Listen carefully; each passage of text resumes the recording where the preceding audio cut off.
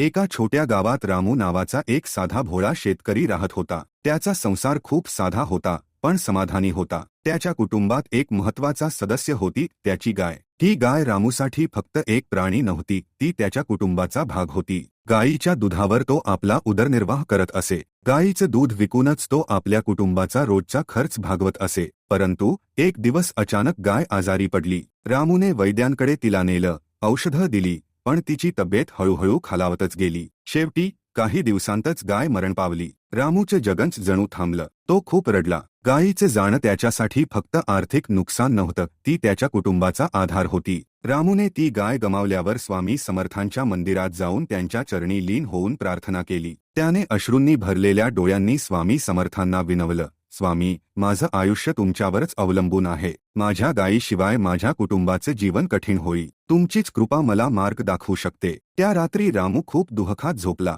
झोपेत त्याला एक स्वप्न पडलं। त्यात स्वामी समर्थ त्याच्यासमोर प्रसन्न हास्य करत उभे होते। त्यांनी काहीही बोललं नाही, पण त्यांचा चेहरा पाहून रामूच्या मनाला एका प्रकारची शांतता लाभली। रामू मात्र या स्वप्नाचा अर्थ समजून घेत नव्हता। सकाळ झाली आणि तो नेहमीप्रमाणे उठून आपल्या कामाला लागला। त्याचं मन अजूनही दुःखात होतं, पण अचानक त्याला घराबाहेर काहीतरी हालचाल दिसली। बाहेर पाहिलं तर त्याच्या अंगणात एक सुंदर गाय उभी होती। गाय अगदी तेजस्वी आणि सुदृढ होती, जणू काही कुणीतरी ती खास त्याच्यासाठी पाठवली होती। रामूला पहिल्यांदा वाटलं की ही गाय कुठल्या शेजाऱ्याची असेल। तो तातडीने गावभर जाऊन चौकशी करू लागला, पण 2-3 दिवस उलटूनही कोणीच त्या गायीवर हक्क सांगायला आलं नाही। ती गाय नेहमीसारखी रामूच्या अंगणात राहत होती, जणू ती त्याच्याशी जोडली गेली होती। हळूहळू रामूने त्या गायीला आपल्या कुटुंबाचा भाग मानलं। ती गाय फक्त सुंदरच नव्हती, तर ती भरपूर दूधही देत होती। त्या दुधाने रामूचं जीवन पुन्हा स्थिर झालं। त्याने आपलं काम सुरू ठेवलं आणि कुटुंबाला आधार दिला।